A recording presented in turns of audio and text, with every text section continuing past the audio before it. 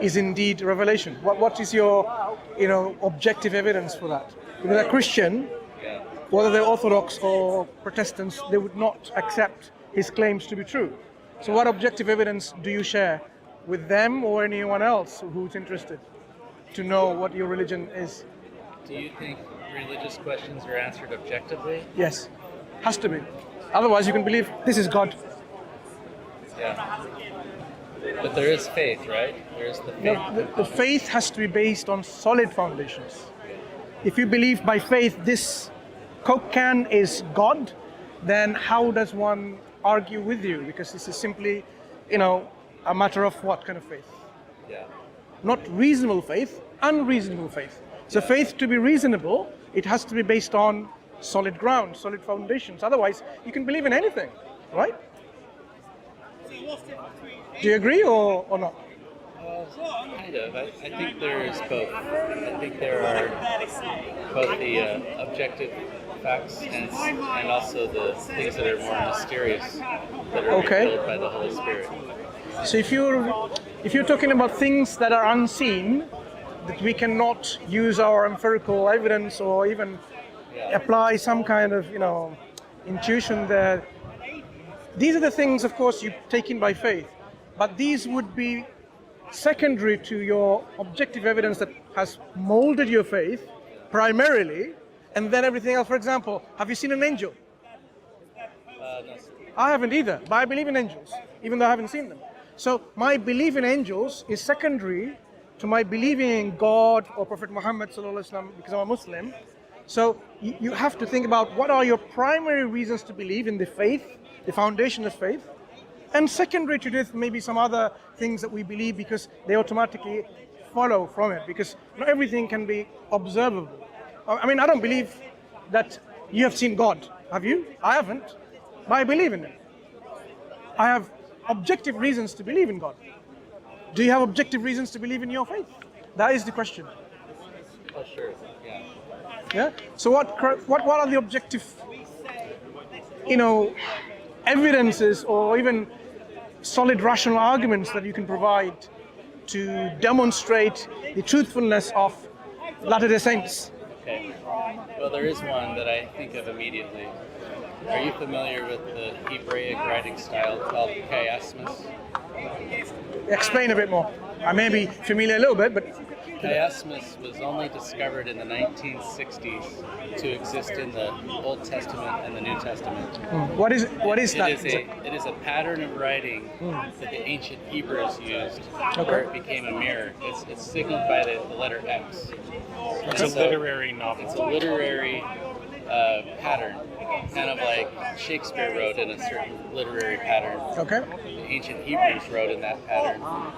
The Book of Mormon was discovered in 1960 to have that Hebraic pattern.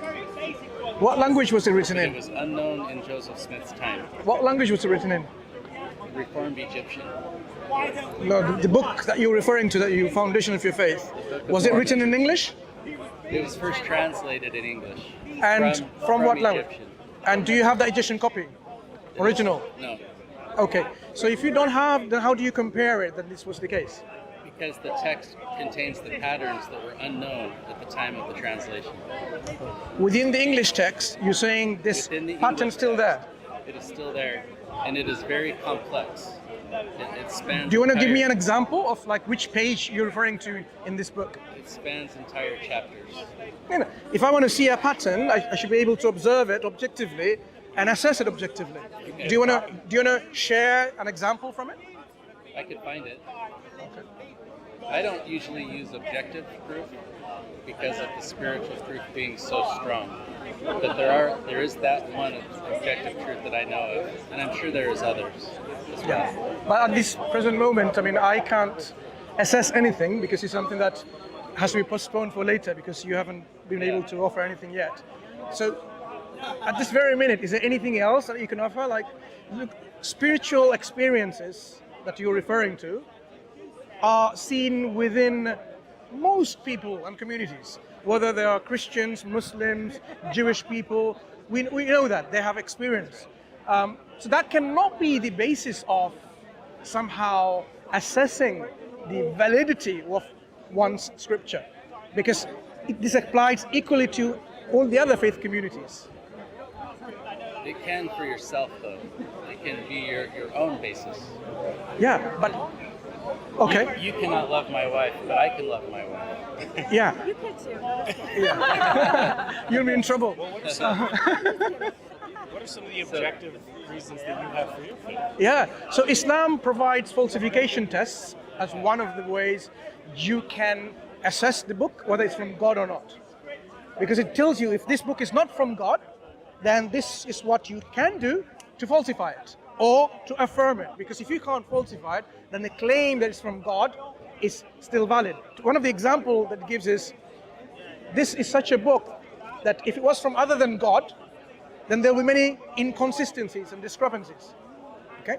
So a book that is written over a period of 23 years, talking about history, science, economics, anthropology. I'm just putting in certain terms here and there. This to tell you, it talks about all aspects of life, from science to, morality and ethics, laws, you name it. It's a comprehensive book, and yet it asks you, if it wasn't from God, you should find within it inconsistencies. Because what we see is when people write, when they are not inspired by God or appointed by God to be a prophet or a messenger or a spokesperson or an agent of God, they are actually fraudulent imposters, fake individuals who are trying to go by saying, I have received revelation, when they haven't. So what they will produce, effectively, is what is the product of their own learning and experience, and what is the knowledge and experience that are around them at that time. So they would make, of course, the information content which is current at that time, what is they thought is true and real and factual, but it may be the case later on. Now, with our advancements of science, technology and knowledge, we would know that it's not true. If somebody said the earth was flat, for example, back then, at one point people didn't have a problem with that. They thought that was it. It's a scientific consensus. But later on, with our kind of technology, when we move outside the Earth, step outside the Earth, and we can orbit around the Earth and just to see how the Earth is, we would say that person who said the Earth was flat was mistaken. So this is how you can falsify that person's statement saying the Earth is flat. So the Quran offers you this kind of falsification test in which you can, okay. Thank you. He's a heckler. Do you know what a heckler in Speaker's Corner? A heckler is when there's a conversation going, thank you. When there's a conversation going, they cannot have a meaningful discussion themselves, but they love to interrupt and divert the topic to something, whatever they have in mind. Anyways, you can ignore him. That's what I mean. So the Quran talks about these inconsistencies. When I die, not to meet you in heaven and meet Muslim if they go in there. Sure, Because pray for I am your own more self. interested. That's probably better and more effective. Because they play you. America is No, in it's charge probably and Israel. more better for you to pray for your own self, right? Don't rely on someone else and beg them for their prayers, right? Who is in charge of you? Thank you. Are they your enemy, as you said? America and Israel. Okay, I'm They not are interested your in speaking boss. to you if you don't mind. Thank you. Right. Good luck. And the Westerners, they are playing you. Right. You're Muslim, you are Asian, you are, they give you mosques, they play you, and they use it. The arguments you have made So, in yeah. the Quran are similar to those I hear of the Bible. That- Where does the Bible that it even is claim? Self-evident. Where does the Bible even make that claim? Where does the Bible make the claim? Even make that claim? John 1, in the beginning was the Word. Yeah. That's the claim that the Word is God. And so this book. No, the is- book about contradictions and inconsistencies and discrepancies. Where does the book make that claim? I'm just telling you that circular argument that the book argues the book is true is also made by those of the Bible. They say the same. Does the Bible say, from what you know, that this book is free from inconsistencies? Because if it says so, we can test it. It has to make a claim. If a book says this book is from God, we can then test it whether it's from God or not. Like Harry Potter, the books by this author, Harry Potter and the series of that book, if it doesn't say it's from God, I don't have to even test and assess it, it's from God or The not. Quran says it is from God. The Quran says it's from God, and it says it is free from And inconsistencies. thus it is. No, what I'm saying is it's a falsification test that it offers to falsify that book if it's from God. Because if you think about it, if it wasn't from God, we expect it to contain inconsistencies, discrepancies. So when we find, for example, to give you an example of not the Book of Mormon, but the books that the Jewish Christian believes, the Old and the New Testament, you would see that theologically it contradicts in very essence of the message. For example, there's a book called Ezekiel, I'm sure you're familiar with. Ezekiel chapter 18, the whole chapter is one thesis. It's all about how, doesn't matter whatever you do, your sins does not transmit to next generation, your son, or your grandson, and so on, your next generation offspring. If you're a wicked person, your son is not going to be punished for your wickedness. Your son is going to be responsible for his own goodness or badness. So your son may be a good person and you're a wicked person. So your son would not die and be punished because of your wickedness. The whole chapter 18 is actually a refutation of the belief one people had is, oh, God actually takes people to task and account for so many generations. Like you did something wrong, your children and your generations to follow, they are going to be all punished for that. Just like the Christian and the Jewish theology or the understanding that because of Adam and Eve, what they've done, their action is now being what? Taken into the shoulders of all the other people who believe in that religion, and they are guilty of the crime of what Adam and Eve did. So Adam and Eve disobeyed God in the Garden of Eden. It was a crime in the sight of God. This crime is now also imputed on the children of Adam, which they are guilty, and they will also die because of what they have done. We consider that to be unjust, but that's not the point I'm making. I'm simply saying the theology about that, children are blamed or accountable for their fathers and forefathers. Ezekiel says no. Look into other books of the Bible, New Testament and the Old Testament, which gives you the indication. Even to the third or fourth generation, you are blamed, you are guilty. So theologically, this is the inconsistency of the message. If that is a one book. But if I consider that these are different authors writing about in book for different people, then of course you can explain that, okay, no wonder the other author disagrees with this. But the Christianity believes in all of those books to be from God. And yet, this is the discrepancy or inconsistency or contradiction in the theology. When it comes to the Quran, so you can find out whether it's a theology or morality or ethics, science, whether it could be prophecies or history. You need to just go and find something inconsistent. That's what the Quran is saying. Because if it wasn't from God, this is what we expect, like we expect in other books from history. So this is one example in which Quran offers. People can falsify this book. Another example which you may be familiar with because your founder was familiar with this. Because the Quran came 1400 years ago and Joseph Smith was in the Middle Ages, right? So he was familiar with the Quranic challenge in which the Quran challenged people to produce a chapter like the Quran, imitate a chapter like the Quran.